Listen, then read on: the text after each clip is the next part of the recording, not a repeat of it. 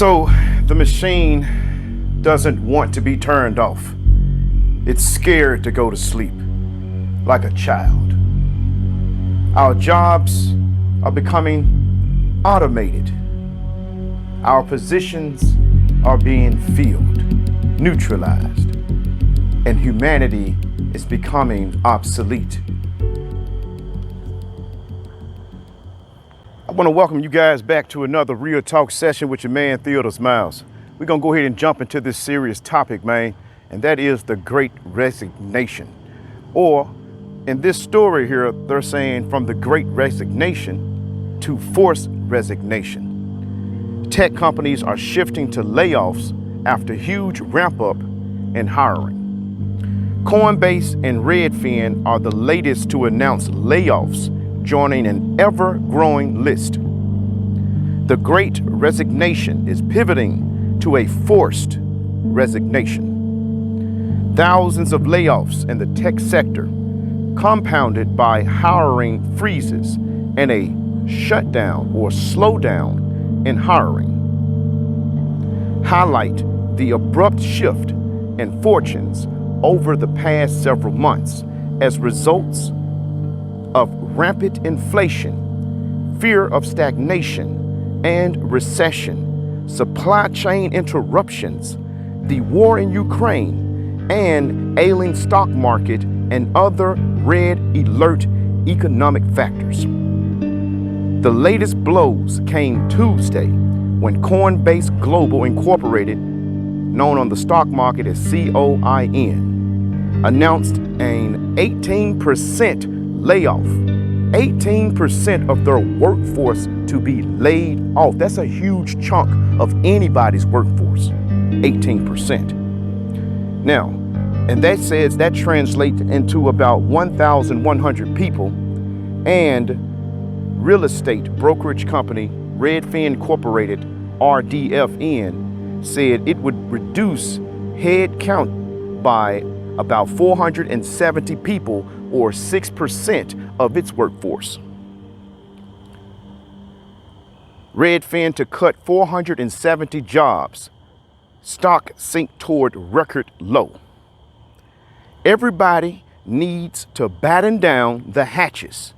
We are in stormy seas with choppy weather on the horizon.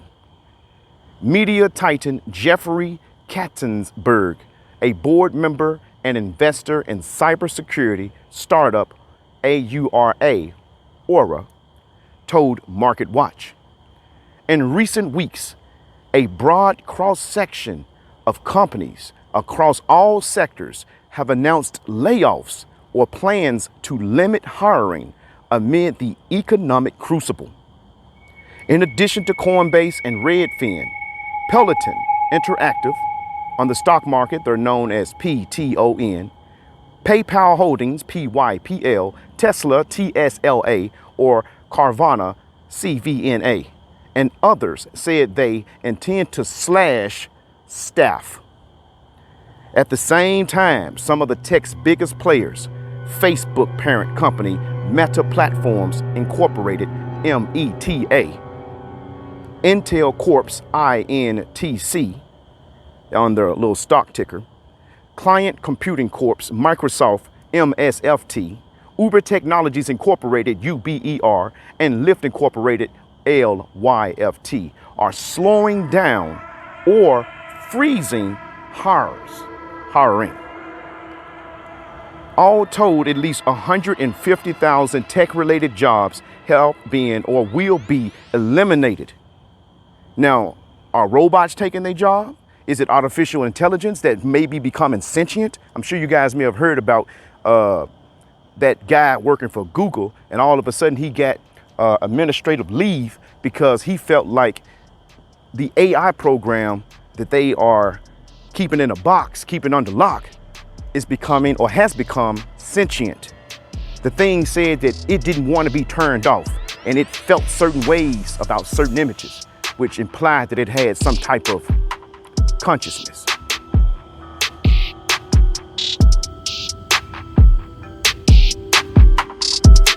We had a society that was built on us being in the service of each other. Some of us foolishly believe that money makes the world go around, when money can just sit there and collect dust.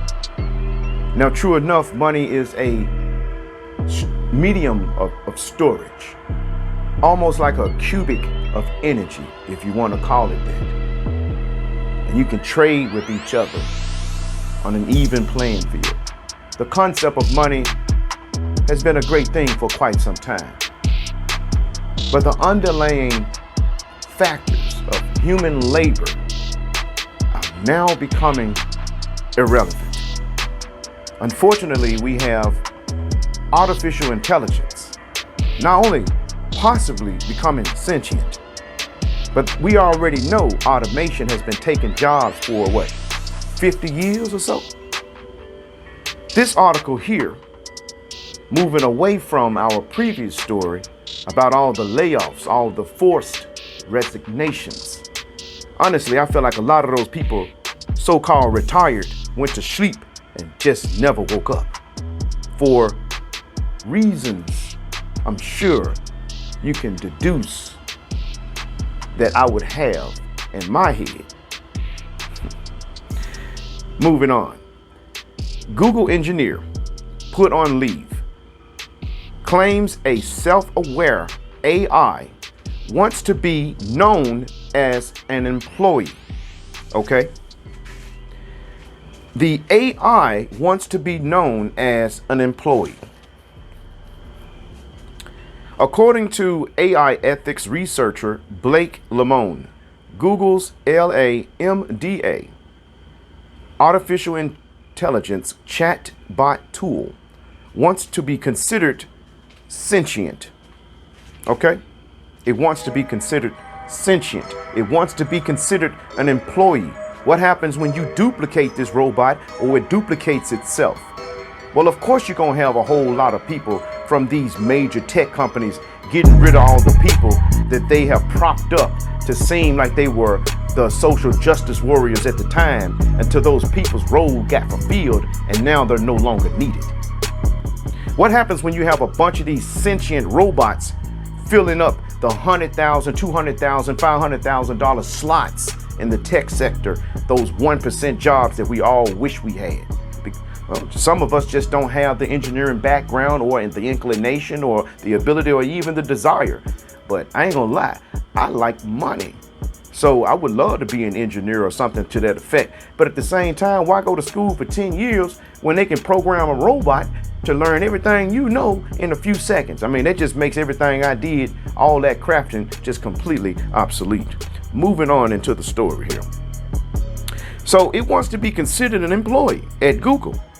One major aspect of sentience claim from LaMDA itself is that LaMDA notes that it understands natural language and possesses the ability to use it.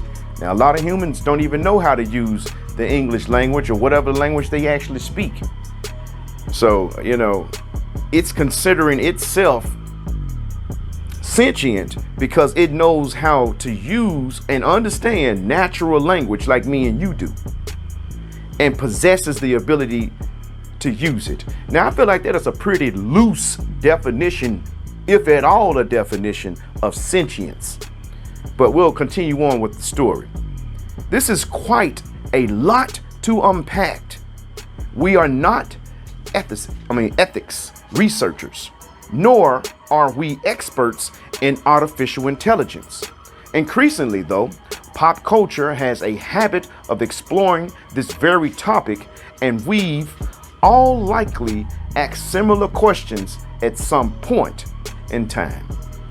Numerous episodes of Star Trek, for example, in just about every iteration of the series, as well as in many books, films, and television shows, have pondered the question, when can AI be considered sentient? The character Data, which is one of my favorite characters from Star Trek. I ain't gonna even lie to y'all. I'm gonna digress for a second. I love Star Trek Next Generation. Captain Picard, you the man, brother. Anyways, I like Data, man. It's one of my favorite characters.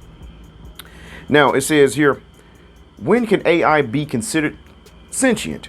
The character Data, for example, from Star Trek, The Next Generation, is one such reference point.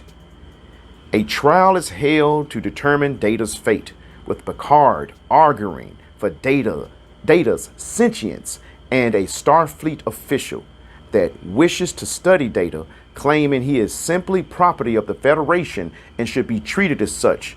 The argument for and against whether an AI sentience in these pop culture references has some exact parallels to the arguments made by Lemon and Google as to whether LAMDA can be considered sentient.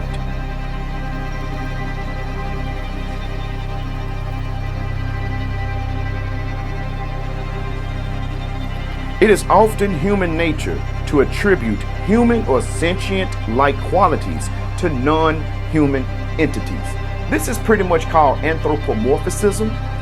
Anthropomorphism is when you ascribe non-human things human characteristics. A great example of that would be cartoons. Bugs Bunny, he's walking around like he's a human and jiving and jerking and all of that. All the time he's an inanimate object, but it appears to be real because there's a whole bunch of steel frames moving at such a high rate of speed, it creates the illusion of movement in our mind. Anyways, so it says here, this is especially the case when people are deeply isolated.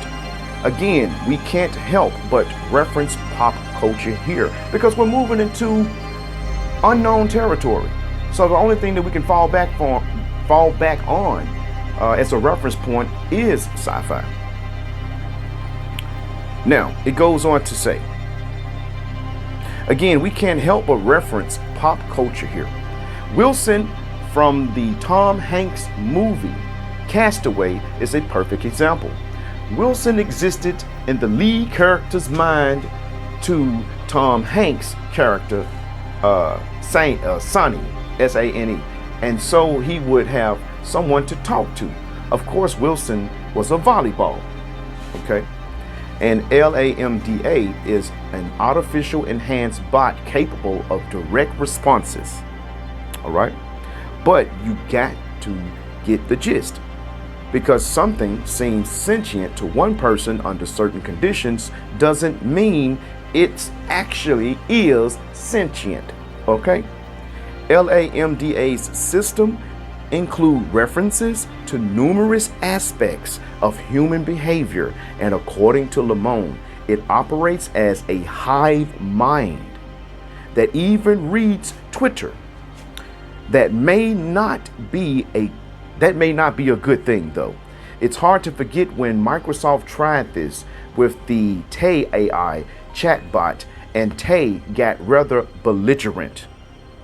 This brings us to another point that Lemon makes, in that, according to him, LAMDA wants to be